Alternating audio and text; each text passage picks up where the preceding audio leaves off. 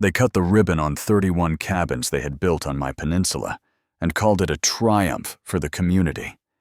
And I stood there in the crowd, holding the folder that would flip their celebration into a public execution. 2 minutes into the president's speech, all buzzwords and fake gratitude, I stepped onto the edge of the stage, laid my deed and the county records in front of her, and the assessor at my side calmly told everyone those cabins sat on land that legally belonged to me. The deputy looked right at her, nodded at me and said into the microphone, "Ma'am, you and your guests need to clear this private property."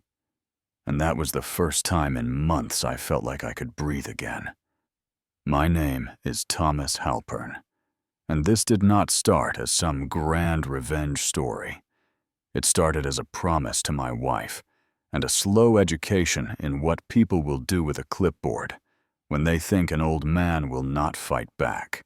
My grandfather bought this strip of land when Maple Crest Lake was nothing but pines and mud. My dad built the first dock where we cleaned fish and told the same stories every summer. Years later, when my wife Eleanor's chemo was wearing her down, the only place she could rest was out here, listening to the water. So I promised her I would turn this peninsula into our sanctuary. A small cabin, a porch sunrise over the lake instead of hospital lights. She did not live to see it finished, so finishing it became the way I kept my word and kept my sanity. For decades, everyone respected that line. Old stone wall, faded private property sign, no drama. People waved from their boats and left it alone.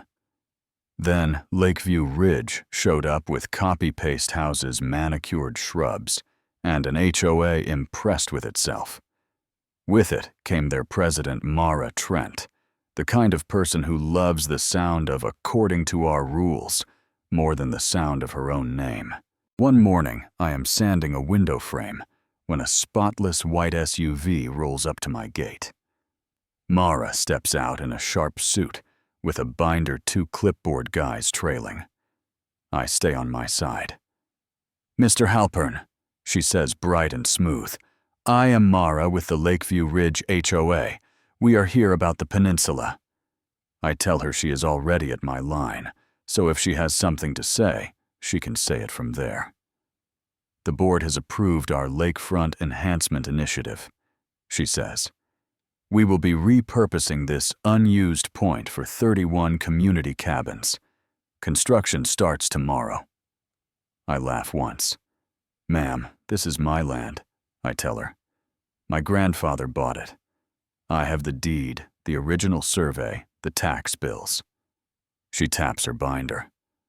"Our plats show this as common property now. Consolidated last year. Old documents are sentimental, but the official record is what counts. It would be best if you cooperate. Otherwise, we may have to treat any resistance as trespassing." Then she looks past me at Eleanor's roses like they are weeds and walks away. That is the moment the ground shifts. I went inside, pulled out my steel lockbox, laid everything on the table. Deed plat, tax receipts, all clean. I called the county. "Hi, this is Thomas Halpern, Lot 7B. On the Maple Crest Peninsula, just confirming ownership." The clerk checked her screen and said, "Board, Lot 7B is part of Lakeview Ridge Common Parcel. Now, sir, consolidation recorded last May. If you disagree, you can consult legal." That was it. Next morning, nobody knocked. 2 bulldozers rolled straight past my sign and my gate and started cutting a road where Eleanor used to walk. I went out with the deed in my hand. The foreman shrugged. "We got permits from the HOA. That is when I understood they were not confused. They thought the paper made them untouchable. They strung chain link across the base of the point, hung a community property, no trespassing sign on it, taped a bright orange fine to my door for encroachment, because my old woodshed existed before their subdivision did. If you have ever had someone twist the rules to make you the problem, you know that sick mix of anger and disbelief, that slow burn in your chest that does not go away. A small-town attorney thumbed through my papers and explained it straight.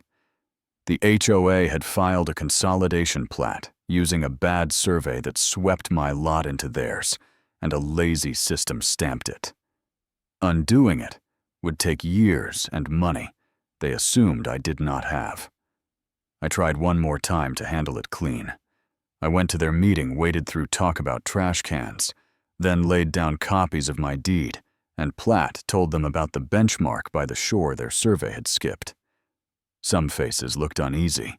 Mara smiled, called my evidence misinformation, told everyone the matter was closed, and off mic told me to stop embarrassing myself. A few days later, my mailbox was flattened. A week later, a rock came through my workshop window. They never signed it, but they did not need to. My friend Ralph, a retired surveyor, told me to file a report. I looked at the glass on my floor, the cabins rising over my trees, and something in me flipped. The part of me that trusted people to do the right thing when you handed them proof just shut off. No, I told him. Let them keep going. From then on, I stopped arguing and started watching. Every morning before the work crews arrived, I flew a little drone over the peninsula and recorded everything. Foundations trenching cabin numbers, utility lines, all saved with dates and angles. In town, I pulled every permit and inspection report tied to their project. Every one of them listed the wrong parcel ID. On paper, they had permission to build on their own common lot, not on mine. Ralph came out one Sunday with his equipment, and I took him through the brush to a brass disc set in concrete that my dad showed me when I was a kid.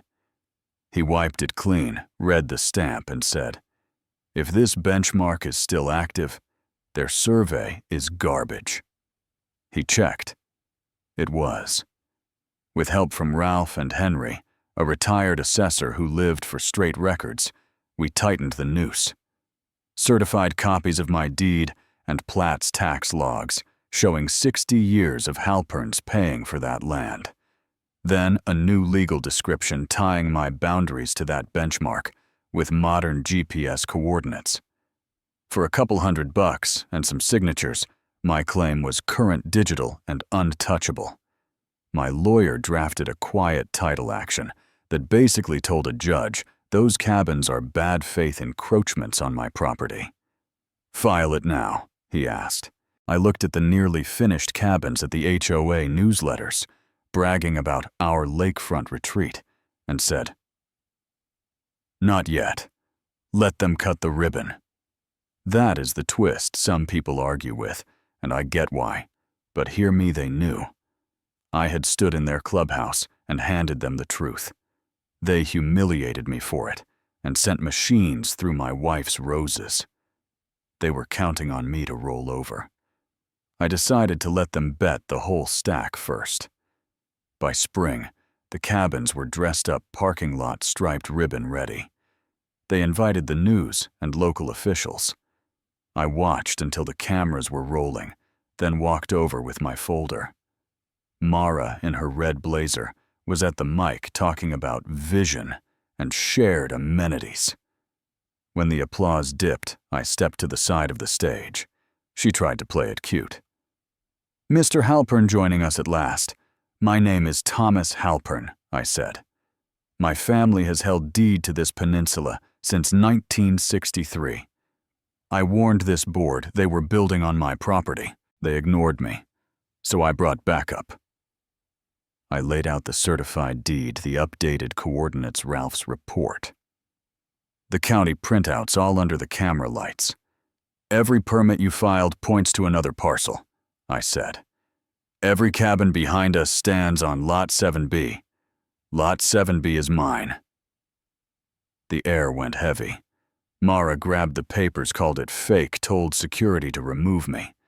Before they moved, a man in a county jacket stepped to the spare mic. Henry's favor. "We have verified Mr. Halpern's documentation and the active benchmark," he said. "Our records confirm this peninsula is privately owned by Mr. Halpern.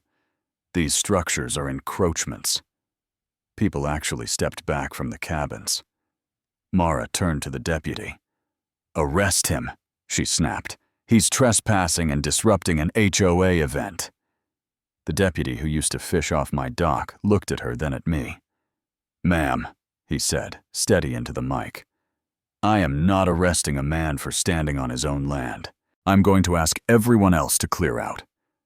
A board member started shouting about lawsuits. That is when I finally leaned in for one line I had saved for months. "You can't sue from land you don't own," I said. After that, it was consequences. The quiet title action went through. The judge ruled the cabins were built in bad faith on my land. The insurance company backed out. The bank wanted its money from an HOA that suddenly had no asset. Their own secretary came forward with emails and recordings showing Mara had pushed ahead, knowing there was a problem, which is how she ended up in cuffs instead of cut ribbons. I sold off the cabins clean, paid the legal costs. Set up a small scholarship in Eleanor's name for kids learning real trades like surveying and carpentry, kept my cabin and my shoreline. Neighbors who once believed the HOA came by to apologize. I told them fear and groupthink make people weak. What matters is what they do once they know the truth. So here is my question to you. Was I wrong for letting them finish, for waiting until every nail and every arrogant speech was on record before I pulled the pin in public? Or is that the only language some people understand when they weaponize rules against the wrong person? Tell me where you stand. Tell me about the HOAs and bosses and petty tyrants you have seen pull this kind of stunt. And if you want more stories where the underdog does the homework and the bully trips on their own lies, hit like, subscribe, and stick around. Justice is slow, but when it lands clean.